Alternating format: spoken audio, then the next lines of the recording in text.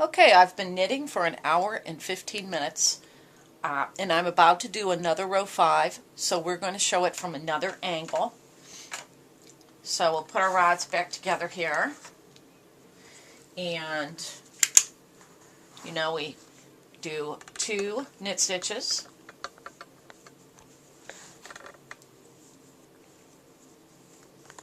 and now we'll do 2 purl stitches, which are back stitches.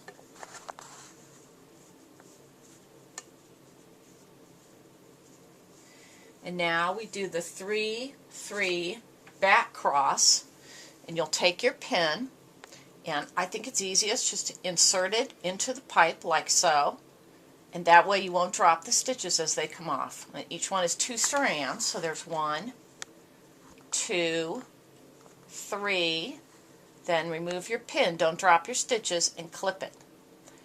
And remember that the opening of your pin is here on the right, and let that drop.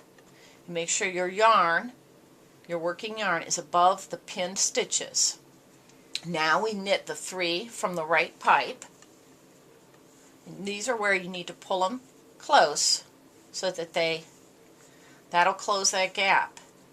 That reminds me, I want to show you something on that other scarf, on this part of it. So there's our 3. Now, take your pin, first take your working yarn and get it out of your way. Put it up. Now take your pin with the stitches, make sure they haven't gotten on top of each other and gotten crossed. It should look like this. Then open your pin and reinsert it into your pipe. Then you may take the stitches off one by one, beginning with the one that's the farthest back, then the middle. Remember, each one is 2 strands. You don't want to cross them up. And now the front stitch. Remove the pin. Just lay it aside.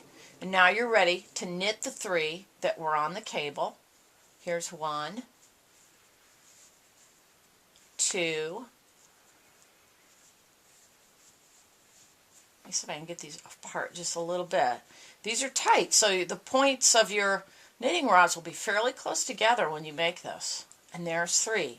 Now you do the 3-3 front cable. So get your pencil or your crochet hook and take your stitches off one by one.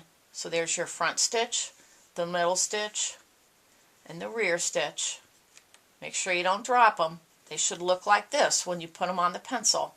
And just shimmy them up through the middle there and set them across your knitting rods. Go ahead and pull your yarn up to the front a bit. And you're going to knit the first 3 here. Now this is where your pencil or whatever you have here is going to want to spin a bit. That's alright as long as your stitches don't come off. Keep a hold of that and make your stitch and make sure that you're snugging that up so you don't have a big gap. There's still going to be an opening in the cable, and I'll show you that in a moment. That's your second stitch from your rod. And now you make 1 more from the rod. Snug those up firmly. Now you're about to transfer the 3 that you cabled back to the pipe.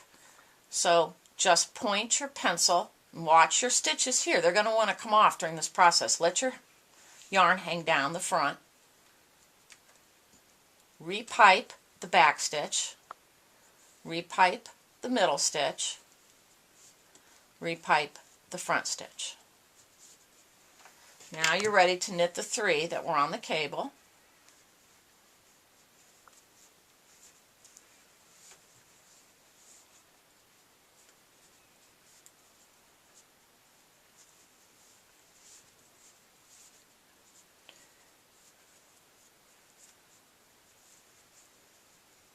And now we finish the row with 2 back stitches, which are purl stitches, so your yarn comes up.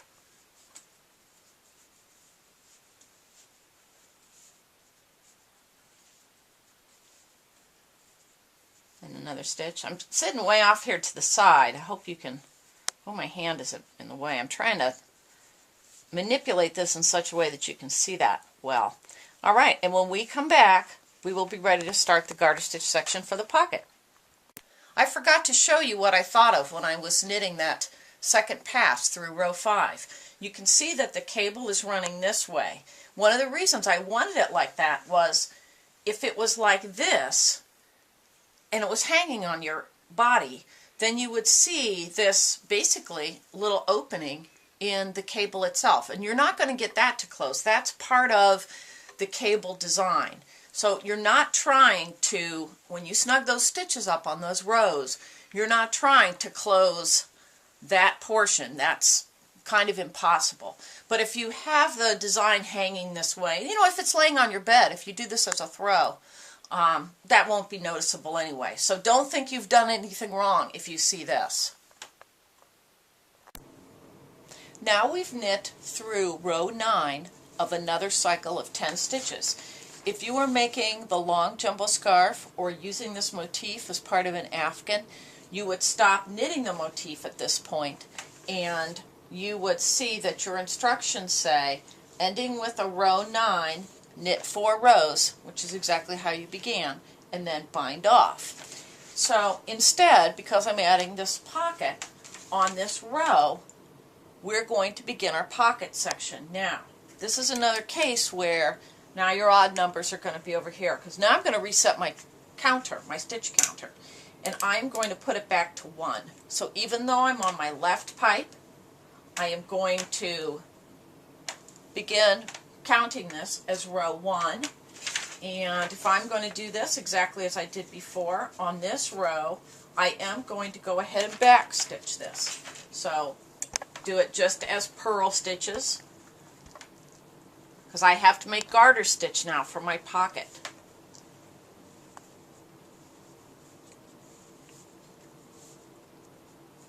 And I will make back stitches on this row, and then I will make front stitches on my right pipe.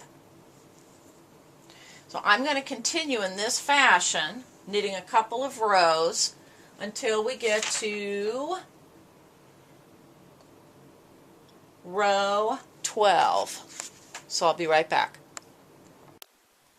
Okay, so I knit 2 rows beginning on this side with the left pipe, and this was row 1, and I did that as back stitches. Then I knit another row from the right to the left pipe, which was row 2, knit those as front stitches. And you can see that created a row of garter stitch just to end the motif. Now I'm about to knit row 3, and again, this is the pocket section.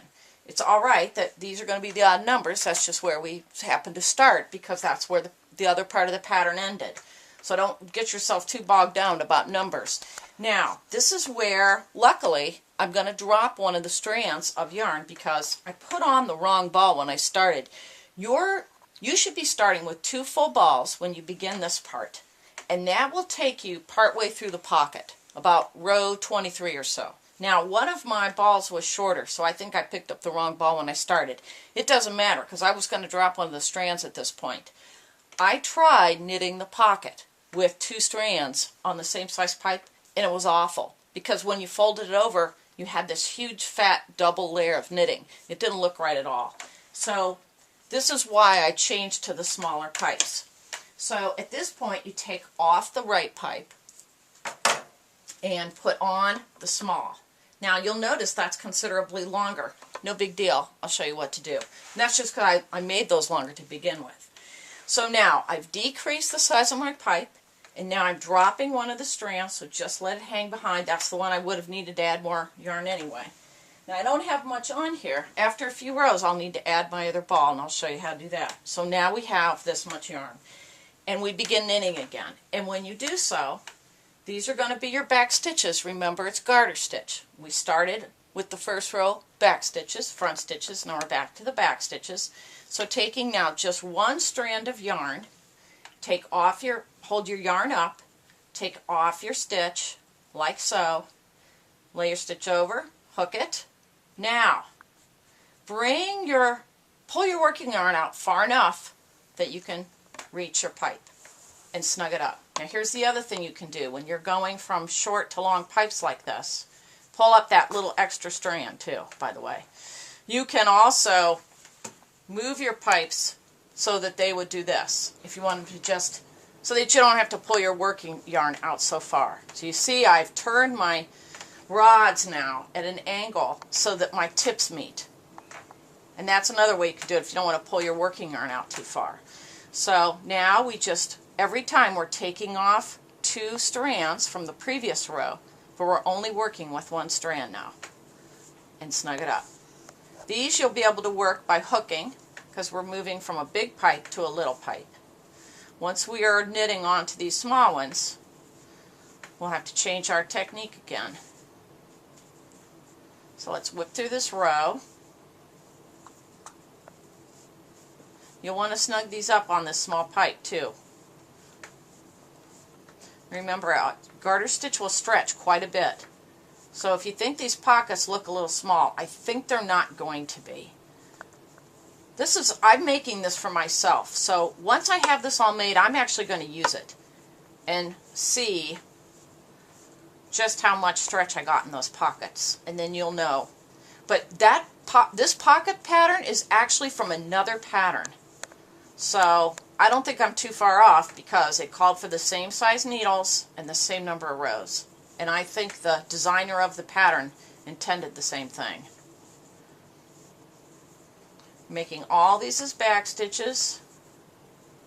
And again, you can see I'm snugging that up pretty firmly. Now, you've got all your stitches over.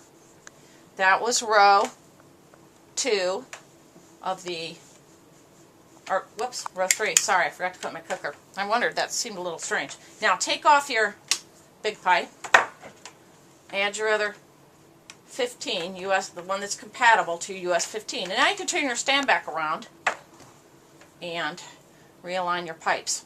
And you are going to knit back and forth. And when I run out of yarn here, about row 23, I'll show you how to add some more on. Okay, I just want to give you a little progress report on my cat, Mitch, who, he's turned around, at least. He's not facing the wall anymore. Okay, now we're going to tie our yarn on. And the reason we're going to do that, we only have this much tail, and I already know that's not enough. I wrapped it around there a few times to see. All you have to do, you want to just leave this hang, and you always want to change your yarn, add yarn at the end of a row. All you're going to do with the new yarn is come around. This is just to hold it in place until you come back and weave it in later, and just make one overhand, not like this. That'll allow you, that'll hold it in place while you knit with it. We're at this is going to begin row 14, and later on we'll go back and untie that and weave this in. And now we'll begin row 14 just as we were, and we'll continue through row 24, and when we come back we'll do the pocket bottom. Okay, we're back. We've knit through row 24 in garter stitch. This would be row 25, but we're going to call this the pocket bottom, and this is where we're going to put our stockinette. So if you're designing something like this, remember that on the rods, we want that stockinette to be on the very same side as our motif, as the front side of the piece. That's where we're going to turn. So in order to make stockinette stitches, and this was all facing away from us, and you know that if we do front stitches, that is how we'll produce stockinette stitch that faces the other direction, and that'll put the stockinette on this side where we want it. And so that's all you have to do now for row, for row 1 and 2 of your pocket bottom. These are both going to be front stitches. And then when you come back to this left pipe, and you'll begin this on the left side, so this will be row 1. You'll do that as a front stitch or a knit stitch. You'll knit again on row 2, and when you come back, again, you'll be working the pocket front, and you'll go back to the garter stitch, and that will be done as back stitches, and this will all be in the pattern. So that's what I'm going to do next. I'll work the pocket front, and then I'll show you how to make the little roll at the top. Okay, so we just finished row 25, and that was a row of back stitches, and now my knitting is over here on the right side, and I'm going to begin the roll U. Now, again, this part of the pattern, the pocket, came from a pattern that was one long continuous scarf with pockets on both sides. So if you wanted to do this, you could actually start on a pocket side. And the most often that you'll see one of those things, and I think it's pronounced roll-u, it's a French word meaning roll, but it's on like the bottom of a hat. Often you'll see it on a brim where they allow that to turn up. So the pattern I took this from actually had the roll-u to the inside. The way I did it, I put the roll-u on the outside. So you can see that here is the stockinette side, which makes it roll up. And you can see that the stockinette for the roll is on the opposite side of what I did the first time. This stockinette was simply so it would lay flat. Now this is a decorative element. And when I tack this together, I'll be sewing that down on the edge and make it stay. You could have it come the other direction. It's totally up to you. And you could do other decorative stitching on the front. So now what you do is, on this row, instead of front stitching it, this is going to be row 26. Instead of front stitching this is where I began the roll-u for the pattern. And I knitted the front of the pocket one row longer to make sure that I would be covering this top edge here. If Joe can show that back again. And so that I could make sure that it was long enough in the front once this rolled over, so that it would cover that. And you can also see, I think you can still see, and now it'll show up here, because we don't want to disturb the cat, that what I'm going to have after I do this, there's this angle here. And, but anyway, I'll show you kind of a neat thing to do with that. But the point is that now you're going to make your roll-u, and I decided to make mine to the outside. So now I need that roll-u on this side, on the wrong side, the side that's facing me. And I know that in order to do that, I have to use back stitches if I want it on this side, the side that's facing me. So that's a good thing to remember when you're going to do something like this with a pattern and combine several things, or just kind of make a pattern up on your own, or if you want a hat to do that, even if it's in garter stitch, if you do several rows of stockinette and you do the stitches small enough, like these are, and the yarn is tight enough, then it will roll. And so I'm going to do now rows 26, 27, and 28 in back stitches. And that actually gives me 4 in a row for my roll-u. And when we come back, we will bind off. Okay, now we're done with now through row 28, and I did those last few rows as purl stitches. So now my stockinette portion, that will be the roll-u, is to the outside facing me. Now I'm ready to bind off, and this isn't usually counted as a row in the pattern. It might say, you know, knit 10 rows, then bind off. Essentially, that would be row 11, or in my case, it's row 29. But it's usually not counted as a row. Now, what they want you to do is bind off in pattern, and since I was doing the purl stitches or back stitches, I want to bind off the same way. So I'm just going to bring my yarn up and do this like I would make typical back stitches, and I'm going to make 2.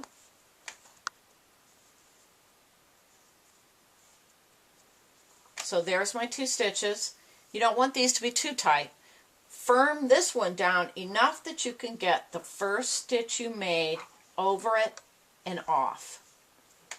Then bring your yarn up, take off another stitch, pipe it, snug it, take the first stitch you made over and off. Make a stitch, pipe it, snug it up enough that you could get that first stitch over and off. This is much easier to do with your fingers, by the way, than it is to do with knitting needles if it's on there fairly tight. If you were making a throw, you would want these to be quite loose. Since I'm putting them on the pocket, I'm not worried about that.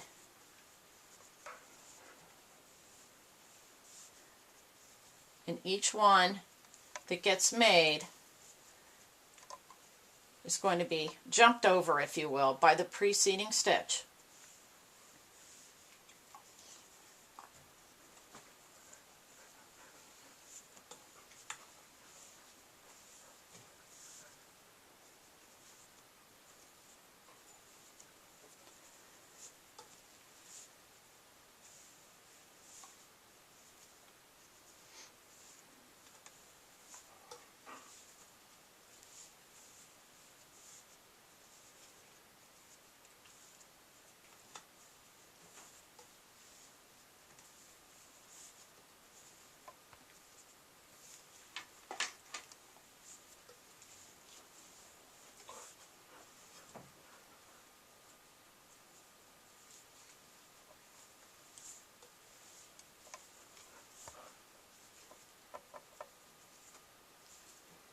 I have to admit, my fingers are pretty sore. I've been knitting for days. This joint of my index finger is it's really pretty excruciating. I have to admit it. If you see me not using my index finger sometimes, that's why. I'm not liking arthritis. I don't know about you guys. Make sure that your yarn is loose. You know, that you have some slack there on your working yarn. Makes this a little easier. I got kind of tight there.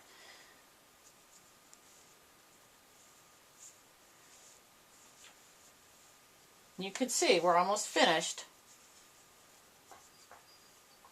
So if I had been knitting in knit stitches, I would bind off in knit stitches. But since I was knitting with back stitches to do that stockinette section, that's exactly what I did. Hang on to these last ones. All right, now that's you have one more left, and I'm just going to go ahead and cut this yarn so that when I take this off, I can bring this right through. I think I'll come through the back here. Will be all right. You want to bring that yarn through and snug it up. And now you can see that my roll you edge, and I don't even really have to encourage it. It just does that on its own. Now, some people don't like stockinette for that reason, but you can use that decoratively. And it's simply because, you know, you have more purl stitches on one side than the other, and that's what makes it roll. Now, you'll notice that when let's just take all these away now. In fact, let's take this whole thing out of our way.